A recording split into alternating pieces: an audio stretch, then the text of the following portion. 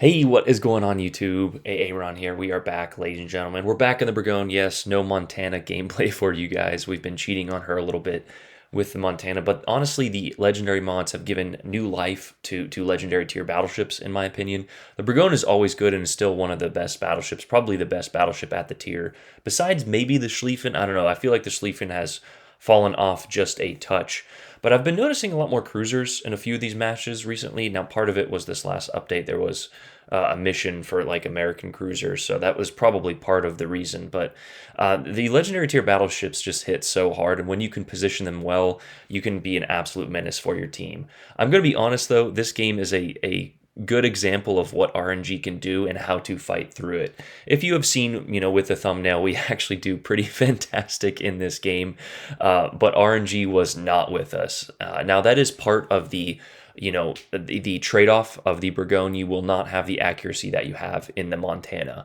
So if you can position yourself well and get the broadsides in the Montana might be the best battleship in the game. But the reason I prefer the Burgone is the maneuverability and obviously that reload booster. You couple that with the armor that the Burgone has and the speed boost, and this ship is just truly one of a kind. And it's truly one of a kind because we literally just missed a Wooster. This video also kind of bounces off of my fire spam video, as near the end of this video we get spammed pretty good, but because of our management of our health and just putting our ship in the right position, we mitigate a lot of that spam.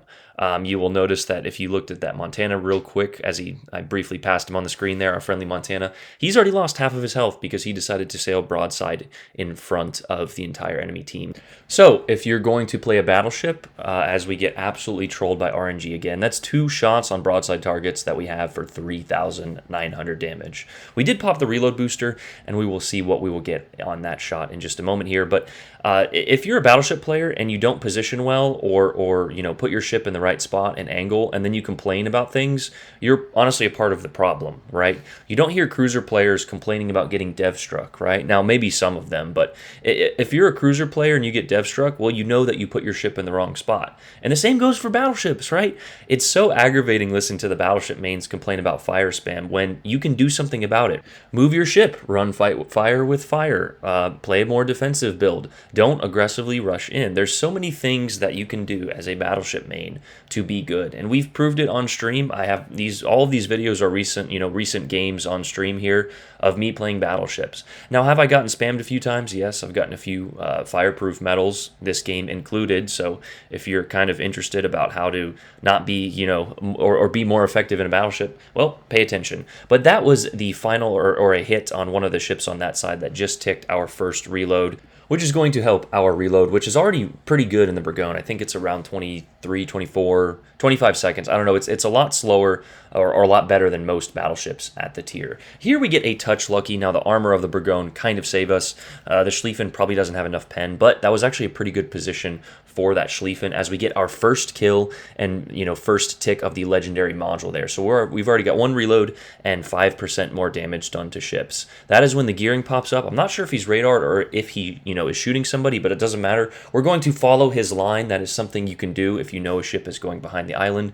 Not the best, RNG or grouping, but we get 2 overpins, and as we talked about in our cruiser video, any sort of overpins, especially from a battleship, especially with our legendary mod, are going to do a decent chunk of damage. That is when we notice the pack of enemy cruisers over there trying to push the flank, and here I get trolled. I said in the beginning, I get trolled by RNG this entire game. This is honestly a pretty, great game, all things considered. We get a little bit trolled there, 3 overpins, kind of on a broadside Tulsa. Now, he did play with the throttle a touch and try and juke us, but we're just looking for targets of opportunity. Like we mentioned, we are one of the only ships in the middle here, and that gives us access to all broadsides, really. I was trying to thread the needle here, and only a few get through, but again, it looked like only 1, but I think we actually get 2 pens there, which is better than our 3 overpins.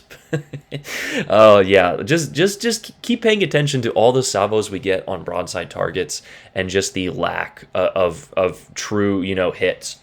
And guys, that's RNG for you. It has nothing to do with your commanders or resets or any of that you want to believe. Now, sometimes it really feels like it's against you, but sometimes you just got to keep playing through it. And management of your health is a great way to do that. Now, that was a much better hit on a broadside Yamato. 3 pens, 4 overpens there. And that is kind of the purpose of the Burgoon. It's basically a giant cruiser. I think that's why I love it so much is you just got a massive ship that is, slightly maneuverable with 12 15-inch guns with a 20, with our mod here with a 20-second reload, basically.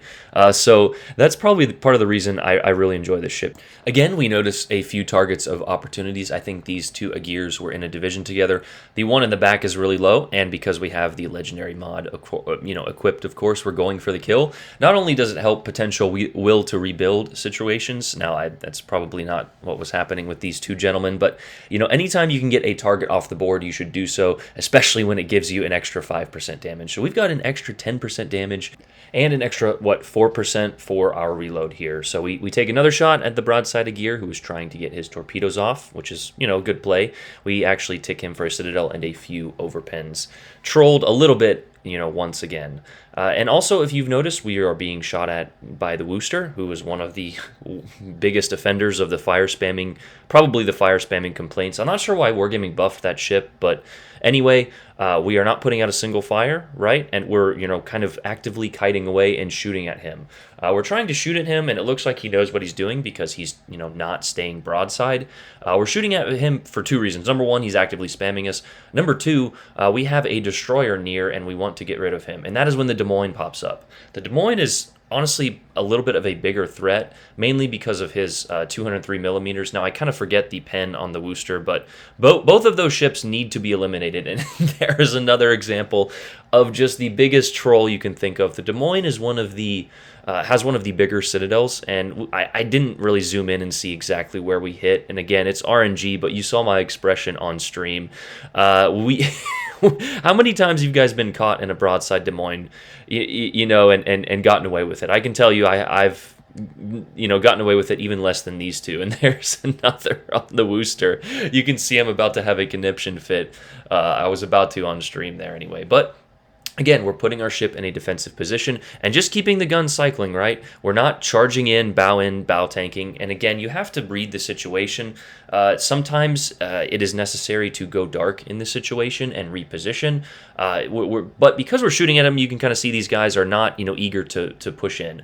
There we get a better hit when he's actually angled away. And again, that's just part of the RNG of the Burgoon. She has that kind of trolley-ish dispersion. I feel like the Montana would have been a little bit better here, but I do enjoy the faster velocity guns from the French.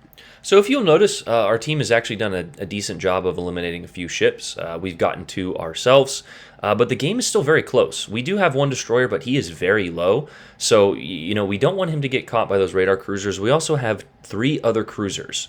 You look at their team, they have a full health Schlieffen and a Yamato. And that is kind of when I realize I can't push into this situation.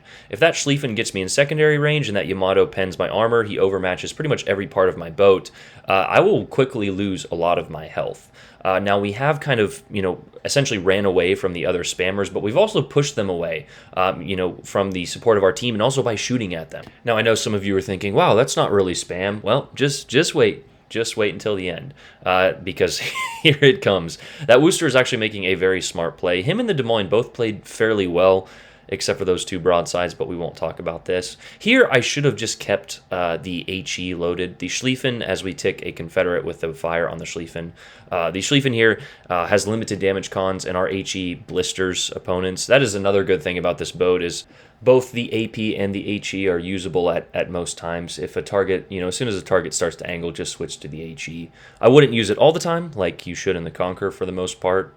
But the HE in this thing is very good and has a very good fire chance, as this Schlieffen is finding out. I'm not sure if he used all of his damage cons early. He had a lot of his health, and again, I'm trying to get the final kill here with the AP, but if I would have been shooting the HE, we probably could have got him a bit sooner as we get trolled yet again with RNG. And again, I'm just watching this back, and we were fighting with RNG pretty much the whole game here. So have the AP loaded one more time, starting to make our turn, against these two because we do need to come in and attract a little bit of damage. And we actually get a nice third kill on that Schlieffen. So we've got an extra 15% damage and an 8% buff to our reload. I sure do love these legendary mods. Our DD is doing the right thing and getting the capture point. If you'll notice, though, we don't have that much damage, 148,000, but we've kind of fended off a lot, right? Our team has been around the outsides of this map, and I'm not exactly how it developed on the right side. I wasn't necessarily paying attention to it because we had so much to deal with on the left and in the middle. But you can see our cruisers are not that healthy, and that is when I realized, yeah, I'm going to have to do a lot of the heavy lifting here. Our DD played it fairly aggressive, but he's kind of pushing into 2 radar cruisers. He made the right play by getting the cap, but if you look at the mini-map here, he could have just left the outer circles, right? We're up by, 300 points. Also, I think I said on this, at this point on stream, I said I basically just need to live in this situation. So pushing in here, maybe not the right play, but with how fast the points tick in Epicenter, I'm not sure if it's the same as Domination, but I just feel like they tick so much faster. So if these cruisers in Yamato were to get 2 or 3 kills here and then get all 3 capture points, we might not have the lead. So what I'm going to do is push in and utilize my health, perform my role in a battleship. As we talked about our role in a cruiser, your role in a battleship is to tank damage. It's also to dish out massive alpha strikes as we get a better hit, but still just a little bit trolled. That I could have aimed that maybe a touch lower. But as often with ships kind of sailing away from you, as that Worcester was, I think the dispersion kind of puts it on the short side, so I tend to aim high and do very well, as you saw with a few pens and even a few overpens there. We'll never know where that hit, but with a broadside ship, such as this Yamato, you want to aim waterline. Now he's angling just a touch out, and of course with 15-inch guns, you lose a little bit of pen, so we probably didn't get the best results, but enough to take the high caliber, and a huge shout out to our DD for hitting a torp, which is going to help us out fairly massively. Now I switched to the HE here after taking this final AP salvo, aiming right at this guy's butt, and I actually decided to switch back to the AP.